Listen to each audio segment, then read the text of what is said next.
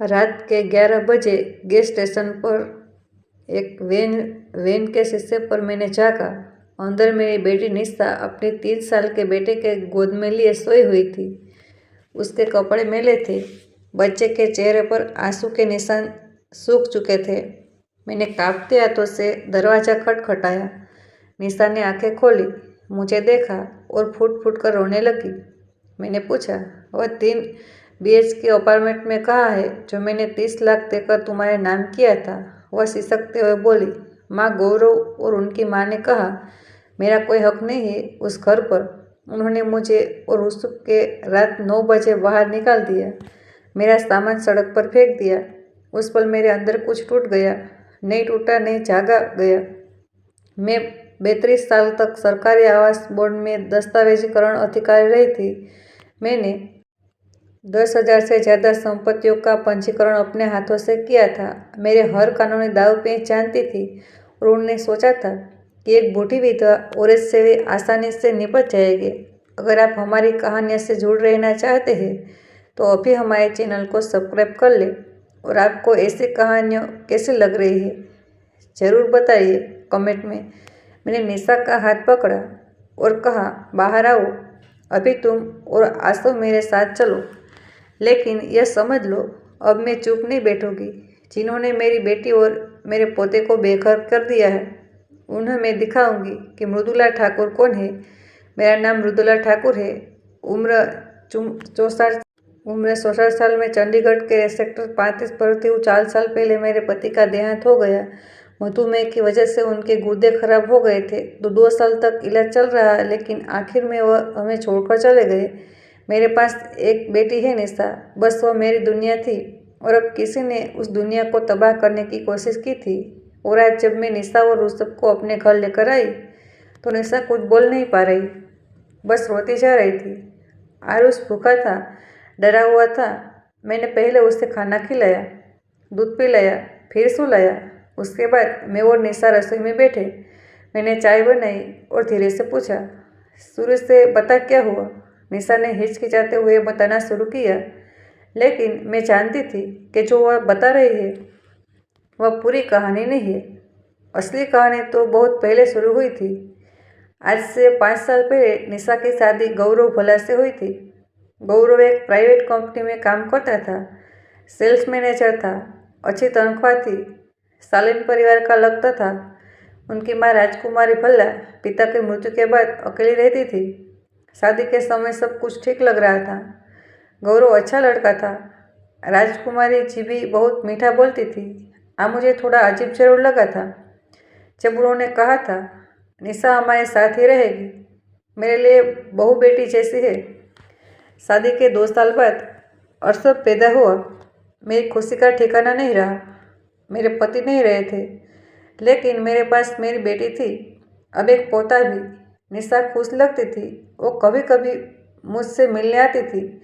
यूसुफ को लेकर मैं उसके लिए पराठे बनाती, खीर बनाती। वो मेरा खाना बहुत पसंद करती थी। लेकिन धीरे मुझे महसूस होने लगा कि कुछ गड़बड़ है। निशा की आंखों में पहले जैसे चमक नहीं रही थी। वो कम बोलने लगी थी। जब मैं पूछती, क्या हुआ बेटा, तो वह कहती, कुछ नहीं माँ, बस थकान है। लेकिन माँ होती हूँ मैं समझ सकती थी कि मेरी बेटी झूठ बोल रही है। फिर एक दिन निशा ने फ़ोन पर कहा, माँ गौरव कह रहे हैं कि हमें अपना घर चाहिए, बच्चा बड़ा हो रहा है, क्या आप मदद कर सकती है? मैं क्या कहती, मेरे पास मेरे पति की बचत थी, प्राइवेट फंड का पैसा था, फिक्स डिपॉजिट थे और मेरी अपनी 30 साल की नौकरी की पेंशन और बचत। मैंने सोचा मेरी बेटी को घर चाहिए तो मैं दूंगी। मैंने निशा से कहा, मैं तुम्हारे लिए एक अपार्टमेंट खरीदूंगी, लेकिन एक शर्त है, वो अपार्टमेंट तुम्हारे नाम होगा, सिर्फ तुम्हारे नाम। पर मुझे नहीं पता था कि यह फैसला मेरी बेटी की ज़िंदगी में क्या तूफान ला देगा। मैंने सेक्टर 22 में एक 3 BHK अपार्टमेंट देखा। अच्छी बिल्डिंग थी, अच्छा इलाका था, कीमत लाख थी। मैंने अपनी सारी FD तोड़ दी, अपनी जमा पूंजी निकाल ली और वह अपार्टमेंट निशा के नाम रजिस्टर करवा दिया। लेकिन मैंने एक काम और किया। मैंने रजिस्ट्री में एक क्लोज जुड़वाया, क्योंकि मैं आवास बोर्ड में काम कर चुकी थी। मुझे पता था यह कैसे करना है? वो क्लोज था कि निशा और मैं दोनों जॉइंट ओनर है और बिना दोनों की मौजूदगी के यह प्रॉपर्टी ट्रांसफ़र नहीं हो सकती।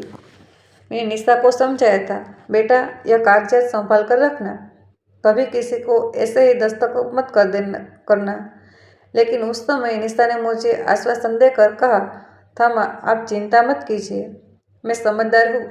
निशा, गौरव और उर्वश का नए अपार्टमेंट में रहने लगे।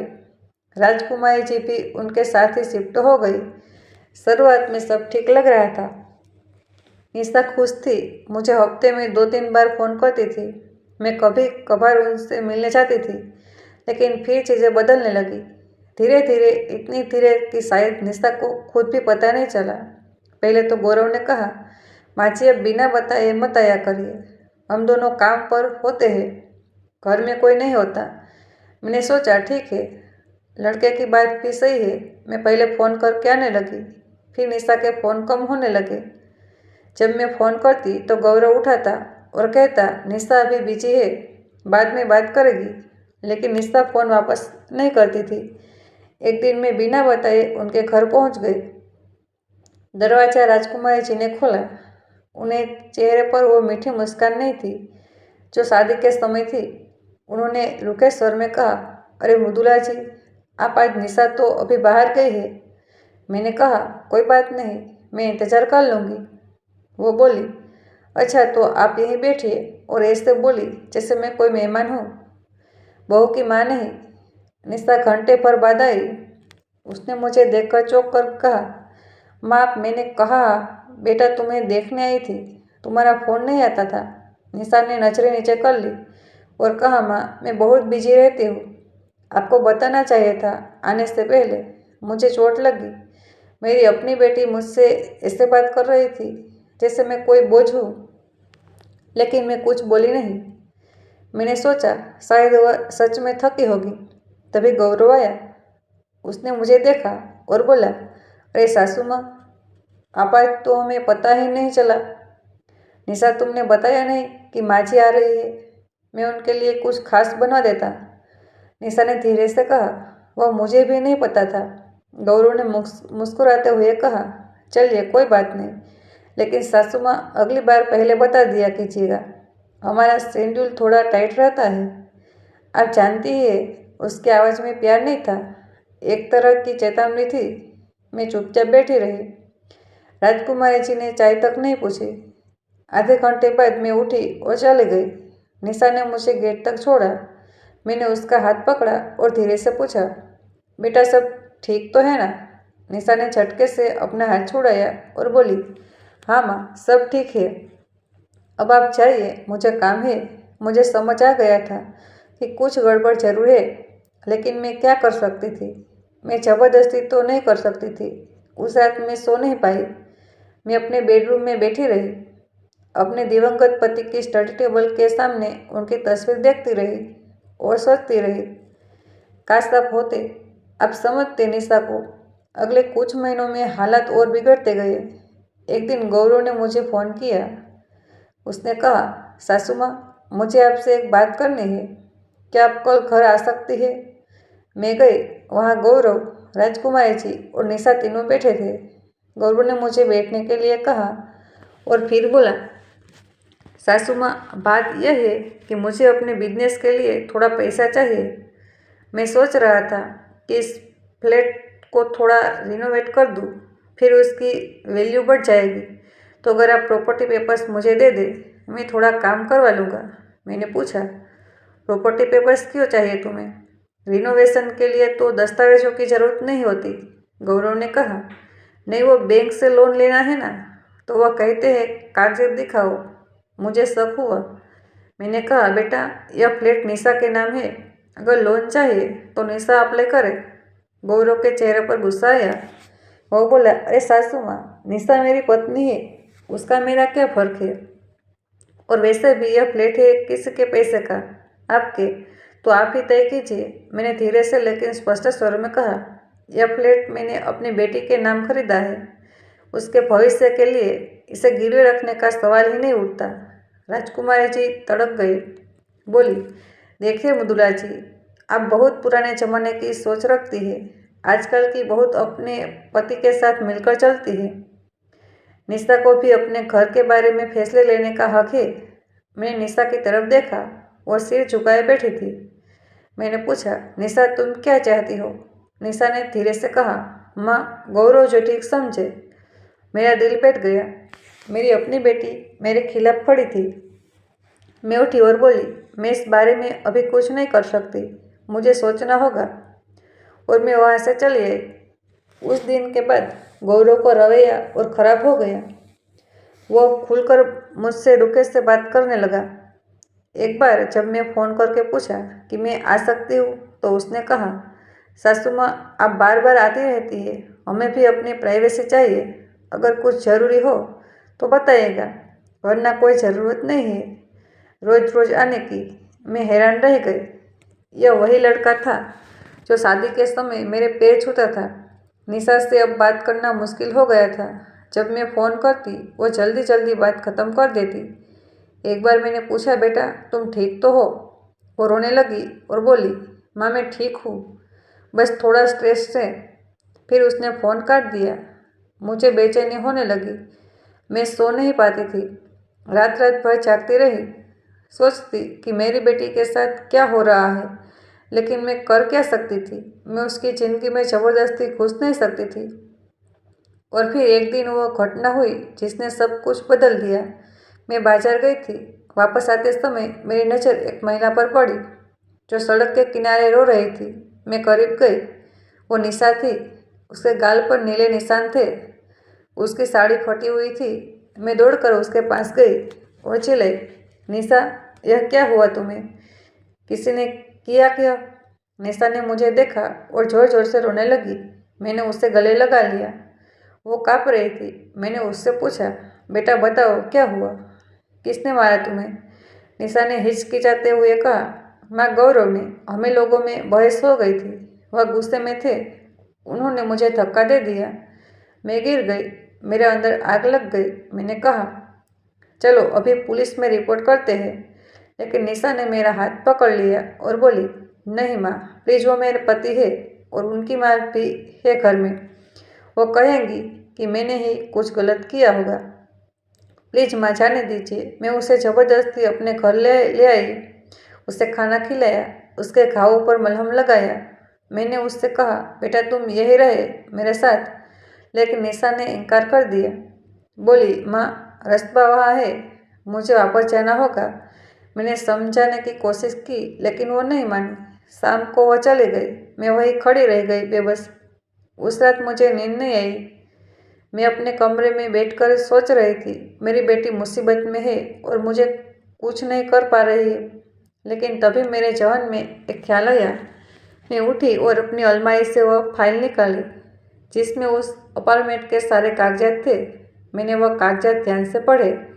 Registry deed, mutation certificate, tax रसीदें, सब कुछ। और मुझे याद आया कि मैंने जो क्लोज छुड़वाया था वह अभी भी वैध है। बिना मेरी और निशा की दोनों की मौजूदगी को प्रॉपर्टी ट्रांसफ़र नहीं हो सकती। मैंने फैसला किया कि मुझे सतर्क रहना होगा। मुझे पता लगाना होगा कि गौरव असल में क्या चाहता है। अगले हफ्ते मुझे एक अजीब फ़ोन आया। एक व्यक्ति ने पूछा, क्या आप मृदुला ठाकुर है? सेक्टर 22 के फ्लैट नंबर 302 की ओनर। मैंने कहा, हाँ, लेकिन वो फ्लैट मेरी बेटी के नाम है। वो बोला, जी, लेकिन हमें इन्फॉर्मेशन मिली है कि आप जॉइंट ओनर है। मैंने पूछा, आप कौन हैं? उसने कहा कि मैं ABC बैंक से बोल रहा हूँ। आपके दामाद गौरव भोला ने उस प्रॉपर्टी पर लोन के लिए अप्लाई किया है। हमें वेरिफिकेशन करना है। क्या आप सहमत हैं? मेरा दिल जोर से धड़का। मैंने कहा, नहीं, मैं सहमत नहीं हूँ और मैंने आपको कोई दस्तखत नहीं दिया है। अगर किसी ने मेरे दस्तखत किए तो वह नकली है। उस व्यक्ति ने कहा, ठीक है मैडम, हम इसे नोट करते हैं, और उसने फ़ोन काट दिया। मैं घबरा गई। गौरव ने मेरे दस्तखत नकली किए थे। यह कैसे संभव था? मैंने तुरंत अपने पुराने सहकर्मी श्याम अग्रवाल को फ़ोन किया। वो अभी भी आवास बोर्ड में काम करते थे। मैंने उन्हें सारी बात बताई। श्याम जी ने कहा, मृदुला जी, यह बहुत गंभीर मामला है। अगर किसी ने आपको या निशा के दस्तखत नकली किए और प्रॉपर्टी ट्रांसफ़र करने की कोशिश की है तो यह धोखाधड़ी है। आपको तुरंत लीगल एक्शन लेना चाहिए। मैंने कहा, लेकिन मुझे पक्का पता कैसे लग चलेगा? श्यामजी ने कहा, आप सब रजिस्ट्रार ऑफिस जाइए, वहाँ प्रॉपर्टी का रिकॉर्ड चेक कीजिए, देखिए कोई नई एंट्री तो नहीं हुई है। मैं अगले दिन ही सब रजिस्ट्रार ऑफिस गई। मैंने अपनी पहचान दिखाई और उस प्रॉपर्टी का रिकॉर्ड मांगा। जब मैंने फाइल देखी तो मेरे पैरों तले जमीन खिसक गई। वहाँ एक नई एंट्री थी, 1 महीने पहले की तारीख थी। उसमें लिखा था कि निशा ठाकुर भल्ला ने अपनी प्रॉपर्टी का पूरा स्वामित्व गौरव भल्ला को ट्रांसफ़र कर दिया है और वहाँ निशा और मेरे दोनों के दस्तखत थे। वो दस्तखत नकली थे। मुझे अपने दस्तखत पहचानने में देर नहीं लगी। वो बिल्कुल नकली थे। मेरे हाथ कांपने लगे। मैंने उससे क्लर्क से पूछा, यह एंट्री किसने की?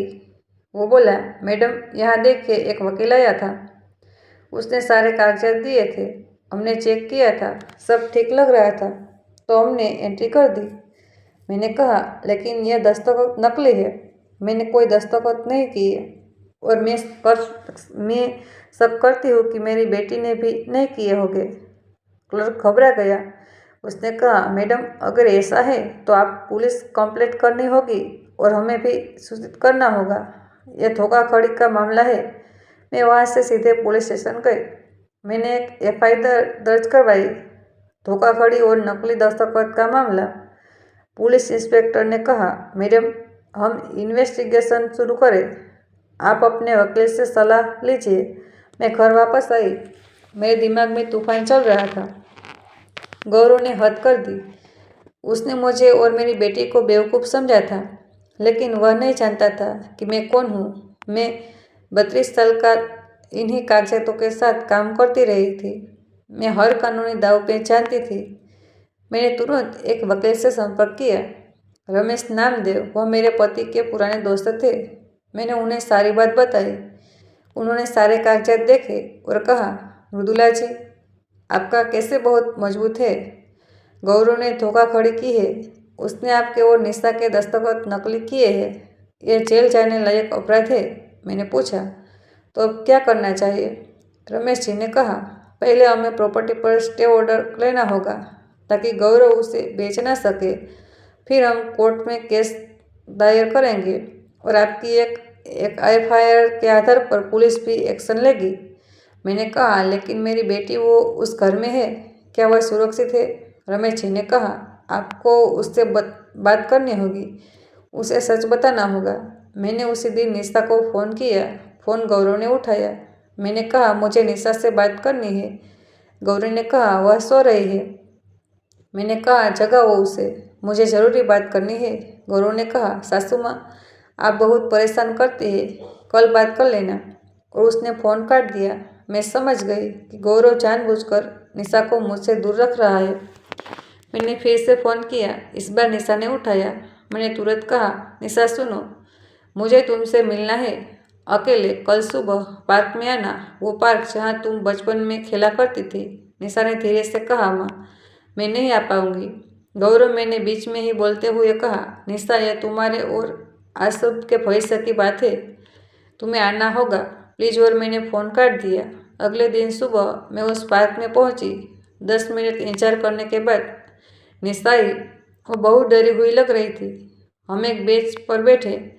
मैंने उससे पूछा, निशा क्या तुमने कभी किसी कागज़ पर दस्तखत किए जिसमें तुम्हारे फ्लैट को गौरव के नाम ट्रांसफ़र करने की बात थी? निशा चौंक गई। उसने कहा, नहीं माँ, ऐसा कोई कागज़ मैंने नहीं देखा। क्यों, क्या हुआ? मैंने उसे सब कुछ बताया।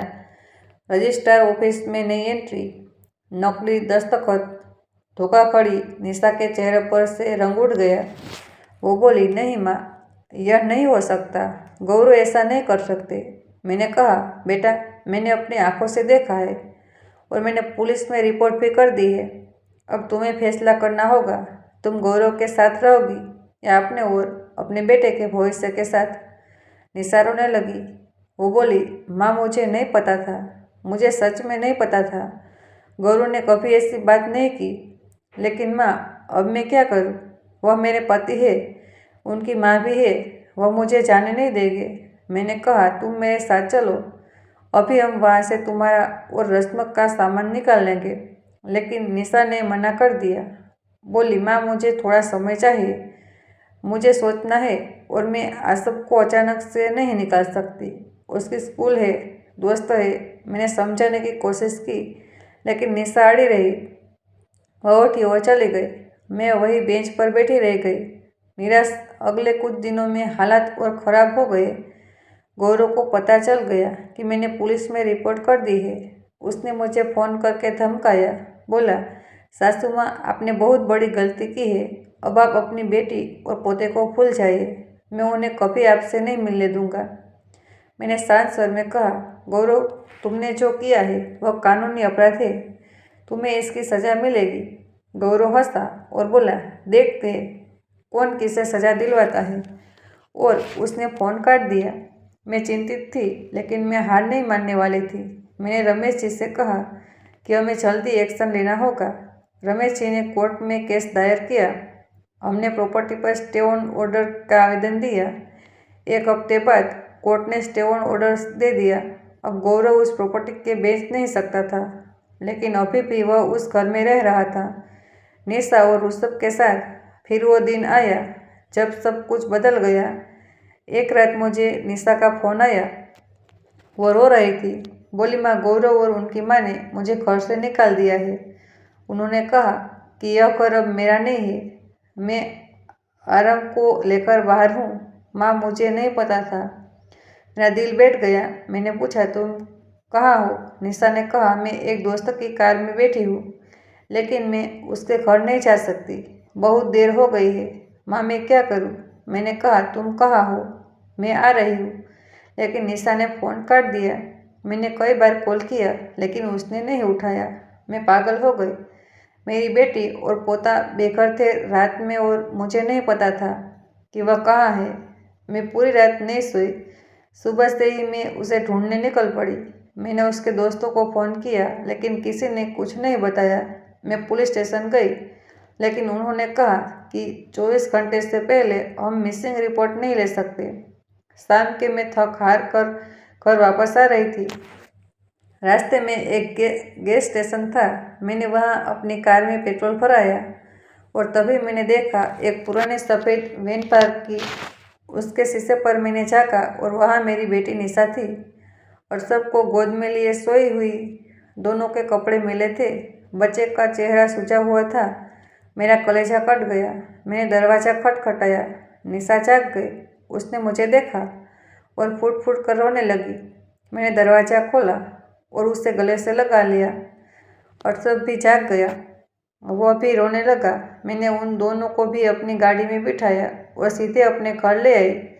घर पहुंचकर मैंने पहले ऋषभ को नहलाया, साफ कपड़े पहनाए, खाना खिलाया। निशा भी नहाई और कपड़े बदले। फिर हमें तीनों रसोई में बैठे। मैंने उन्हें पराठे बनाकर खिलाए, गर्म दूध दिया। खाने के बाद ऋषभ सो गया। मैं और निशा बैठे। निशा ने मुझे सब कुछ बताया, कैसे गौरव और राजकुमारी ने उसे प्रताड़ित किया, कैसे उन्होंने धीरे धीरे उसे मुझसे दूर किया, कैसे उन्होंने उसे डराया कि अगर उसने किसी को कुछ बताया तो वह ऋषभ को उससे छीन लेंगे, और कैसे आखिरकार उन्होंने उसे घर से बाहर निकाल दिया, यह कहते हुए कि अब वह घर गौरव का है, उसका कोई हक का नहीं।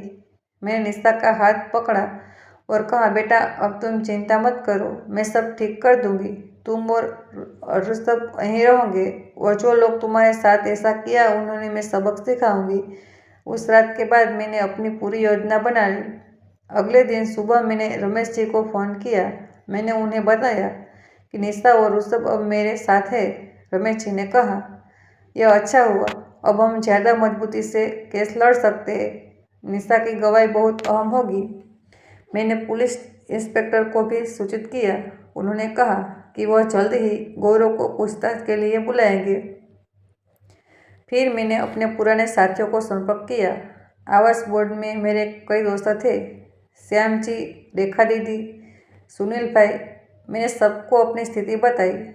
उन सब ने मदद का वादा किया। मैं चंडीगढ़ में रहती हूँ। आप कहाँ से हैं? कमेंट में ज़रूर बताइएगा। शायद आपके शहर की भी कोई कहानी सुना दूँ। किस दिन 2 हफ्ते बाद कोर्ट में सुनवाई का दिन आया। रमेश जी ने मुझसे कहा था कि मुझे भी कोर्ट आना होगा। मैं, निशा, रमेश जी और श्याम जी हम सब कोर्ट पहुँचे। वहाँ गौरव और राजकुमारी भी आए थे। उनके साथ उनका वकील था।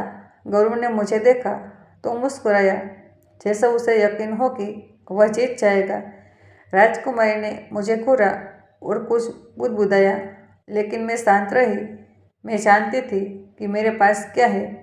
सुनवाई शुरू हुई। गौरव के वकील ने कहा कि प्रॉपर्टी का ट्रांसफर पूरी तरह कानूनी था। निशा और मृदुला दोनों ने अपनी सहमति दी थी। उन्होंने रजिस्ट्री के कागजात दिखाए। फिर रमेश जी ने बोलना शुरू किया। उन्होंने कहा, माय लॉर्ड, यह कागजात नकली है। मेरे क्लर्क मृदुला ठाकुर ने कभी भी इस ट्रांसफ़र के लिए सहमति नहीं दी। उनके दस्तखत जाली है और हमारे पास इसका सबूत है।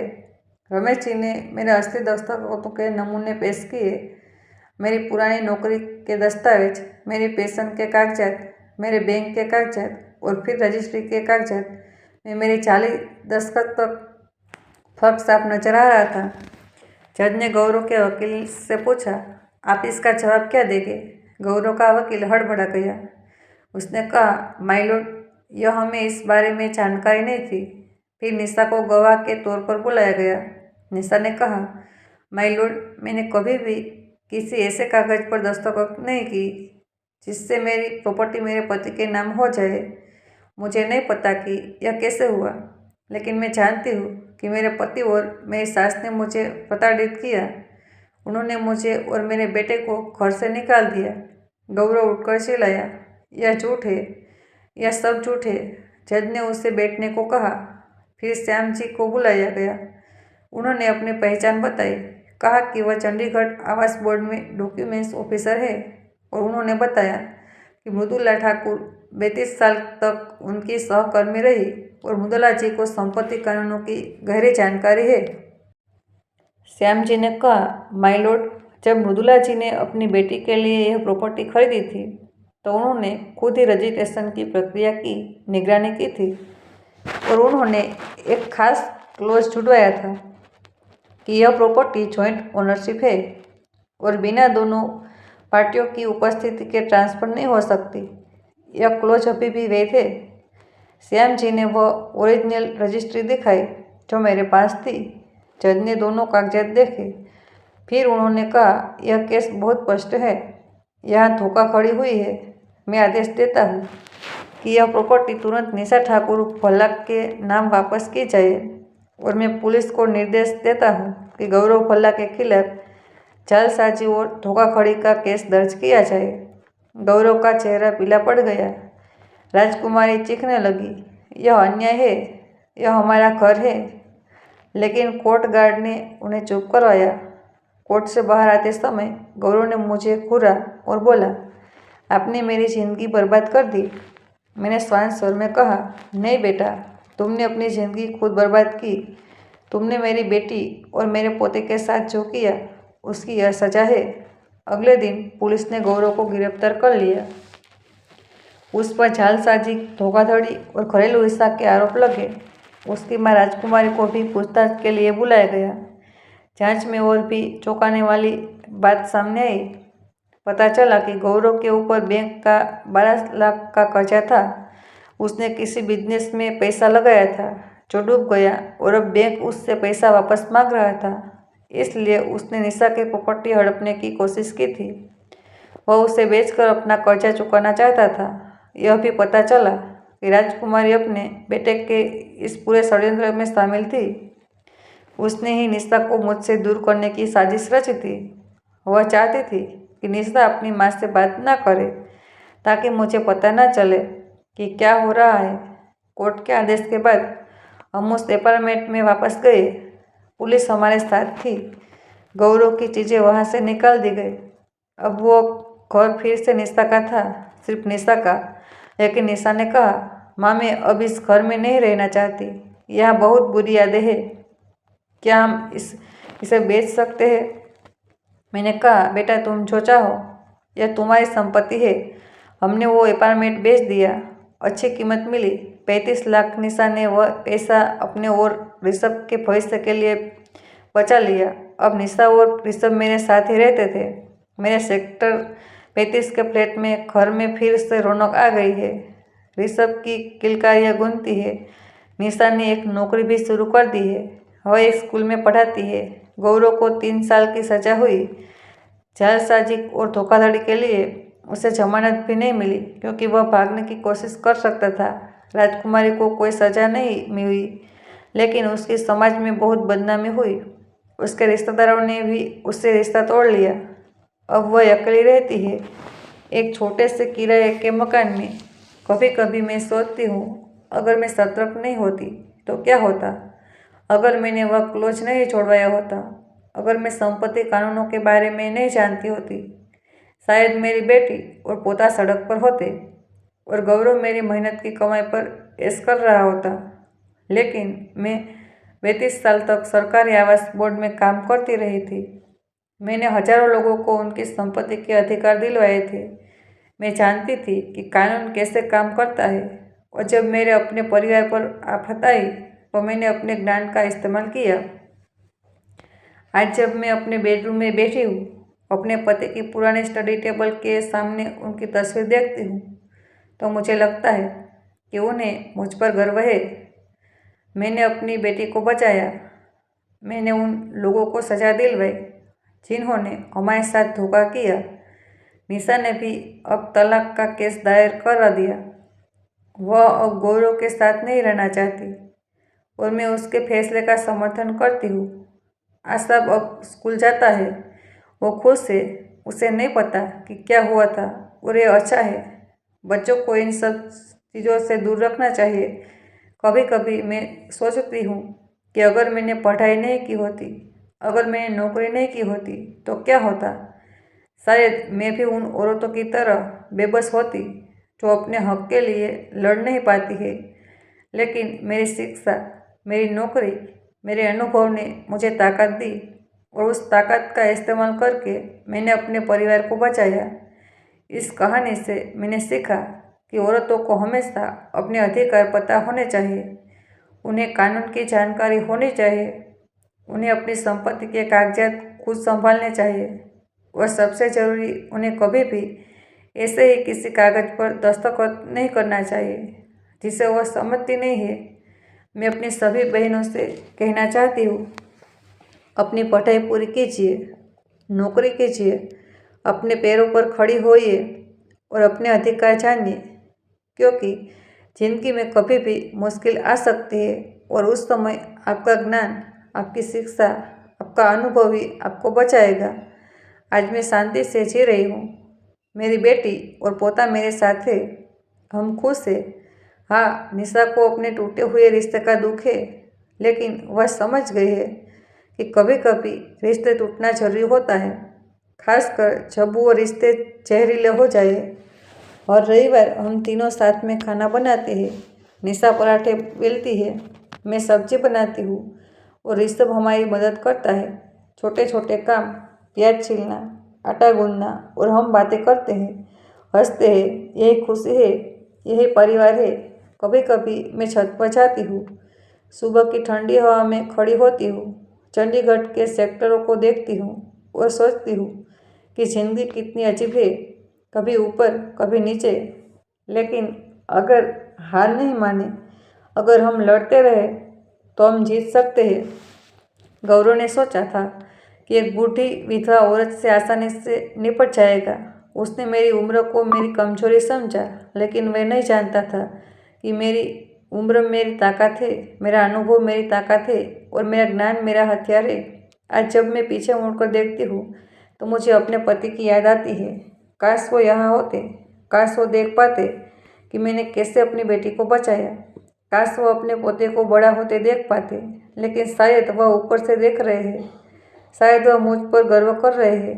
मैं अपने दिल में जानती हूँ कि मैंने जो किया वो सही था।